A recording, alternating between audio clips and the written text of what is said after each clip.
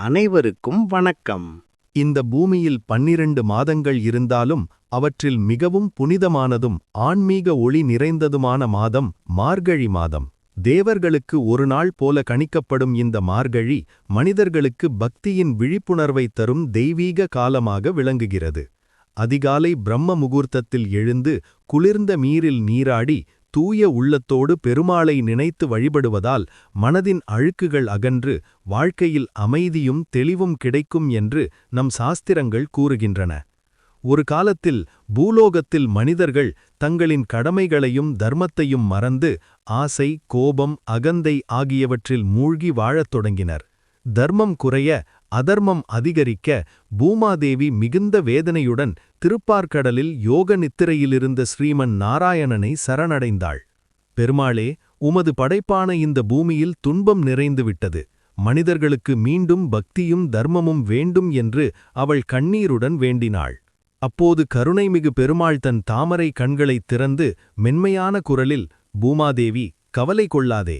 மார்கழி மாதம் வரும்போது என்னை முழு மனதுடன் நினைத்து வழிபடும் மக்களின் இல்லங்களில் நான் தங்குவேன்.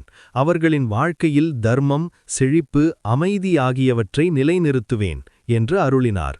அதனாலேயே மார்கழி மாதம் முழுவதும் பெருமாள் ஆலயங்களில் அதிகாலை கதவுகள் திறக்கப்பட்டு சுப்ரபாதம், திருமுப்பாவை, திருப்பாவை போன்ற திவ்ய பாடல்கள் முழங்கத் தொடங்கின.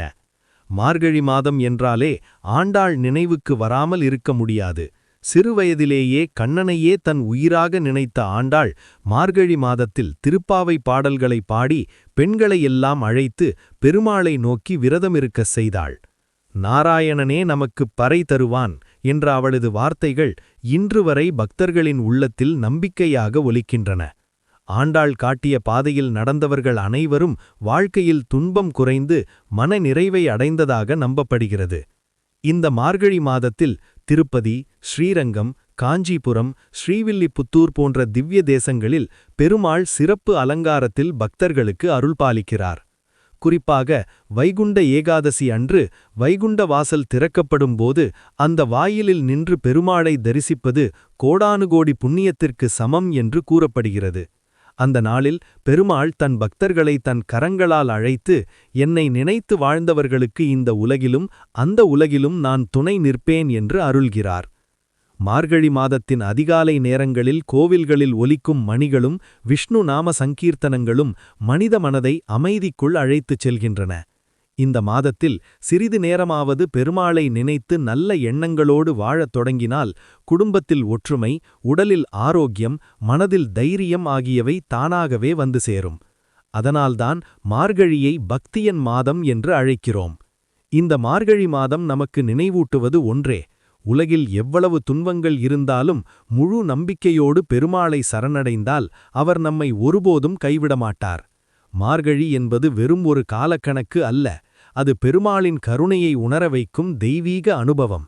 இந்த புனிதமான மாதத்தில் பெருமாளை மனமுருகி வழிபடுவோம். அவர் அருளால் நம் வாழ்வு ஒளியுடனும் நலனுடனும் மலரட்டும். ஓம் நமோ நாராயணாய. இந்த வீடியோ உங்களுக்கு பிடித்திருந்தால் தயவு செய்து லைக், ஷேர் மற்றும் சப்ஸ்கிரைப் செய்ய மறக்க வேண்டாம். மீண்டும் ஒரு தெய்வீக கதையுடன் விரைவில் உங்களை சந்திப்போம். நன்றி, வணக்கம்.